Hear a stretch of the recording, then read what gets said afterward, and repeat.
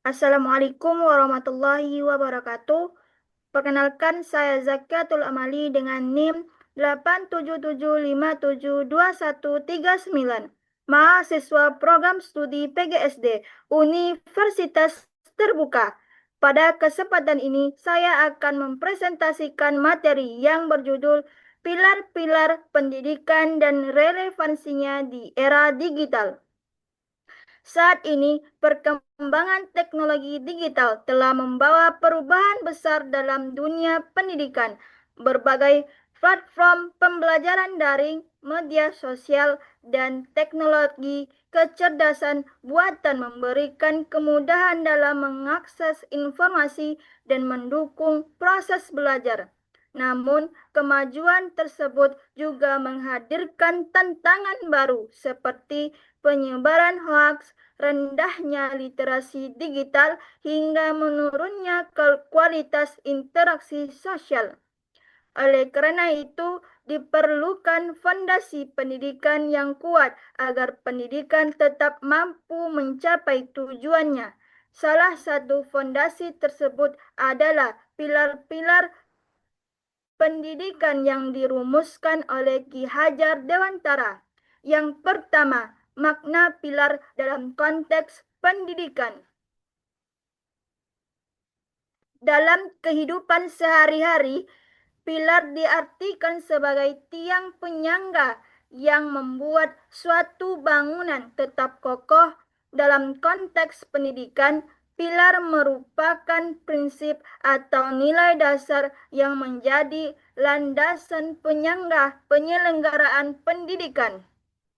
Pilar pendidikan berfungsi sebagai pedoman dalam menentukan arah, tujuan, dan proses pembelajaran.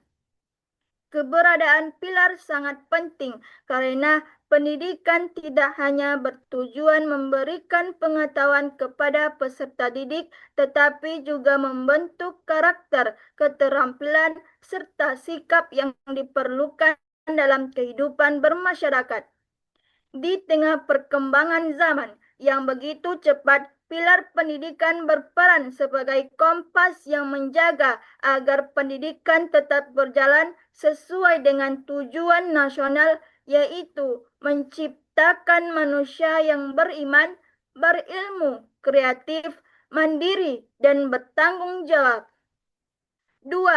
Pilar pendidikan menurut Ki Hajar Dewantara. Ki Hajar Dewantara sebagai Bapak Pendidikan Nasional Indonesia merumuskan 3 prinsip utama yang menjadi dasar pelaksanaan pendidikan. Prinsip pertama adalah Ingarso Sungtulodo, yang berarti di depan memberi teladan. Seorang guru harus mampu menjadi contoh yang baik dalam sikap, perilaku, kedisiplinan, dan tanggung jawab. Keteladanan sangat penting karena peserta didik cenderung meniru apa yang mereka lihat dari orang dewasa di sekitarnya. Prinsip kedua adalah Ingmatya Mangun Karso, yang berarti di tengah membangun semangat. Dalam hal ini, guru hadir bersama peserta didik untuk memberikan motivasi, menciptakan suasana belajar yang aktif, serta membantu peserta didik mengembangkan potensinya. Prinsip ketiga adalah Tutwuri Handayani, yang berarti di belakang memberi dorongan. Guru memberikan kesempatan kepada peserta didik untuk berkembang secara mandiri sambil tetap memberikan dukungan dan arahan ketika diperlukan. Ketiga prinsip ini menunjukkan bahwa guru memiliki peran yang dinamis dalam proses pendidikan. 3. Relevansi pilar pendidikan di era digital. Meskipun dicetuskan puluhan tahun yang lalu, pemikiran Ki Hajar Dewantara tetap relevan dengan kondisi pendidikan saat ini. Melalui prinsip Ingarso Sungtulodo, guru harus menjadi teladan dalam penggunaan teknologi digital. Guru perlu menunjukkan cara menggunakan media sosial secara bijak, menghargai hak cipta, dan menjaga etika dalam berkomunikasi di ruang digital.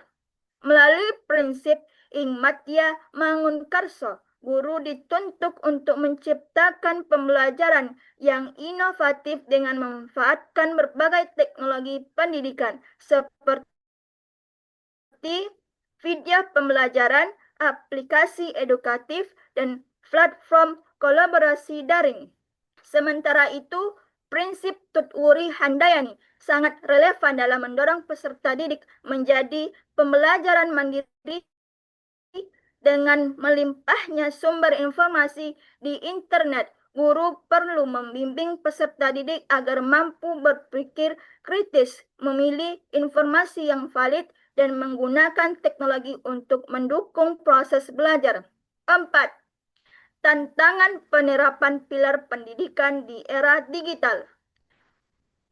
Walaupun teknologi memberikan banyak manfaat, penerapan pilar pendidikan di era digital juga menghadapi berbagai tantangan.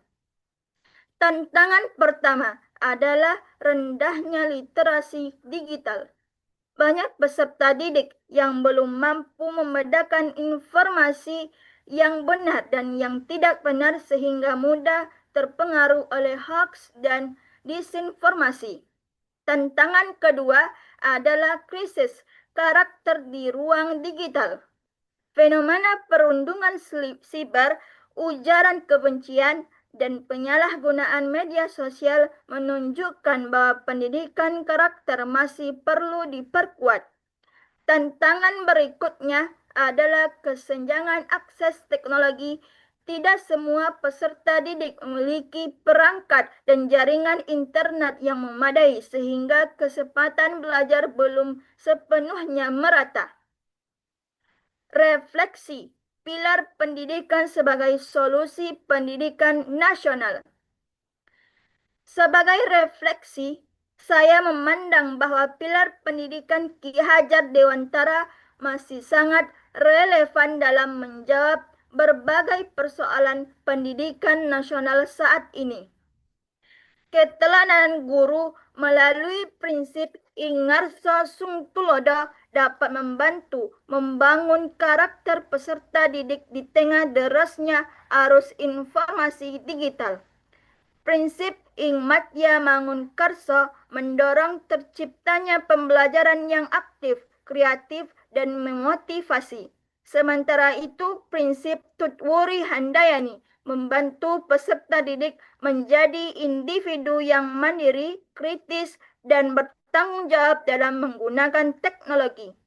Dengan demikian, pendidikan di era digital tidak hanya berfokus pada penguasaan teknologi, tetapi juga pada pembentukan karakter dan nilai-nilai kemanusiaan.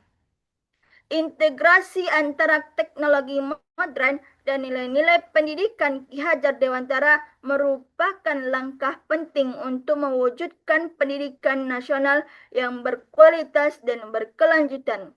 Sekian presentasi dari saya. Terima kasih atas perhatiannya yang diberikan. Wassalamualaikum warahmatullahi wabarakatuh.